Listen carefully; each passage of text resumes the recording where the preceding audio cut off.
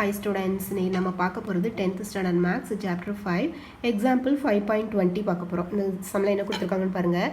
The graph relates temperatures y in Fahrenheit degree to temperature x in Celsius degree. Find the slope and y-intercept. In our subdivision, write an equation of the line.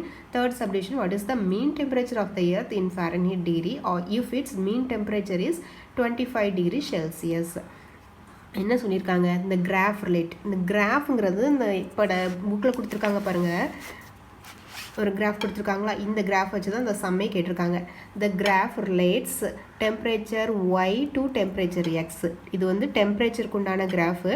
இந்த temperature எக்ஸுங்கிறது செல்சியஸில் கொடுத்துருக்காங்க, temperature ஒய்ங்கிறது ஃபாரன்ஹீட்டில் கொடுத்துருக்காங்க. இந்த ரெண்டையும் relate பண்ணுற மாதிரி தான் இந்த கிராஃப் இருக்குது. இந்த கிராஃபில் இருந்து find the slope and Y intercept. இந்த லைன் இருக்கா, இந்த லைனுக்கு தான் நம்ம ஸ்லோப் அண்ட் ஒய் இன்டர்செப்ட் கண்டுபிடிக்க போகிறோம். First subdivision. Second, write and equation of the line. இந்த லைனோட ஈக்குவேஷன் கண்டுபிடிக்கணும். அப்புறம் what is the mean temperature of the earth in Fahrenheit degree if its mean temperature is 25 degree Celsius.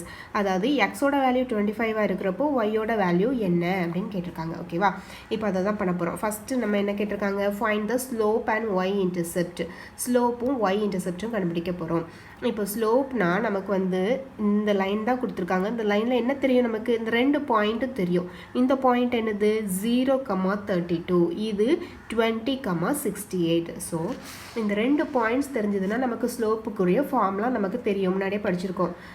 From figure the points are 0,32 and 20,68. ரெண்டு points தெரிஞ்சதுன்னா நமக்கு ஸ்லோப்புக்குரிய formula y2 minus y1 divided by x2 minus x1. இது x1, இது y1, இது x2, இது y2. அப்போ y2 minus y1, 68 minus 32 divided by 20 minus 0. 68 minus 32 என்ன வரும், 36 by 20 minus 0, 20. இதை கேன்சல் பண்ணலாமா, செகண்ட் டேபிளே நீங்கள் கேன்சல் பண்ணிட்டு போகலாம், இல்லை ஃபோர்த் டேபிளே டேரெக்டாக கேன்சல் பண்ணலாம். 5 4s are 20, 9 4s are 36. So 9/5, 9/5 divide பண்ணால் நமக்கு 1.8 வருது. இப்போ நமக்கு ஸ்லோப் தெரிஞ்சிச்சு. அடுத்தது என்ன கண்டுபிடிக்கணும், ஒய் இன்டர்செப்ட் கண்டுபிடிக்கணும். From figure the line crosses the Y axis at 0,32. First Y இன்டர்செப்ட்னா என்னது அப்படிங்கிறத நம்ம இதுக்கு முன்னாடியே பார்த்துருக்கோம். ஒரு லைன், இந்த லைன் வேர்ட்டிக்கலாக இல்லை, வேர்ட்டிக்கல் இல்லாத ஒரு லைன் ஒய் ஆக்சிஸை ஒரு பாயிண்டில் கட் பண்ணும். ஒய் ஆக்சிஸை ஒரு பாயிண்டில் கட் பண்ணும். எந்த பாயிண்டில் கட் பண்ணுது, 0,32ங்கிற பாயிண்டில் கட் பண்ணுது. இந்த பாயிண்டில் ஒய் கோஆர்டினேட் என்னது 32, இது எக்ஸ் கோஆர்டினேட், 0ங்கிறது எக்ஸ் கோஆர்டினேட், 32ங்கிறது ஒய் கோஆர்டினேட். இந்த 32 தான் என்னது ஒய் இன்டர்செப்ட் சி. ஓகேவா, ஒரு லைன் வேர்ட்டிக்கல் இல்லாத ஒரு லைன் ஒய் ஆக்சிஸை ஒரு பாயிண்டில் கட் பண்ணும். அந்த பாயிண்டில் இருக்கக்கூடிய ஒய் கோஆர்டினேட் தான் ஒய் இன்டர்செப்ட் சி. ஸோ இந்த பாயிண்டில் கட் பண்ணுறது 0,32ங்கிற பாயிண்டில் இந்த லைன் வந்து ஒய் ஆக்சிஸை கட் பண்ணுது. ஸோ இதில் ஒய் கோஆர்டினேட் வந்து 32, இதுதான் ஒய் இன்டர்செப்ட். அதான் எழுதியிருக்கேன். From figure the line crosses the Y axis at 0,32, therefore Y intercept is 32. therefore slope வந்து 9/5 and Y intercept is equal to 32. Slope வந்து 9/5னே வச்சுக்கோங்க. 1.8ங்கிறது டிவைட் பண்ணி போட்டாலும் சரி தான், 9/5 அப்படியே வச்சுக்கிட்டாலும் சரி தான். இப்போ ஃபர்ஸ்ட் சப்டிவிஷன் ஓவர் ஆச்சா. செகண்ட் என்ன கேட்டிருக்காங்க, write and equation of the line. Equation of the line நமக்கு ஸ்லோப்பும் இப்போ கண்டுபிடிச்சிருக்கோம், ஒய் இன்டர்செப்ட்டும் கண்டுபிடிச்சிருக்கோம். ஸ்லோப்பும் ஒய் இன்டர்செப்ட்டும் தெரிஞ்சதுன்னா நமக்கு ஈக்குவேஷன் ஆஃப் த லைன் ஃபார்ம்லாம் என்னது, Y is equal to mx plus c. அந்த ஈக்குவேஷன், அந்த ஃபார்ம்லாம் யூஸ் பண்ணி ஈக்குவேஷன் ஆஃப் த லைன் கண்டுபிடிக்க போகிறோம்.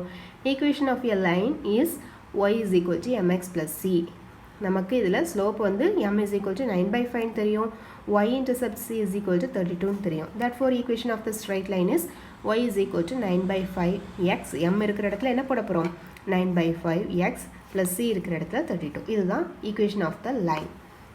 ஓகேவா, தேர்ட் சப்டிவிஷனில் என்ன கொடுத்துருக்காங்க, given in Celsius the mean temperature of the earth வந்து 25 டிகிரி. அதாவது டெம்பரேச்சர் வந்து செல்சியஸில் 25 டிகிரியாக இருக்கிறப்போ ஃபாரன்ஹீட்டில் எவ்வளவா இருக்கும் அப்படின்னு கேட்டிருக்காங்க.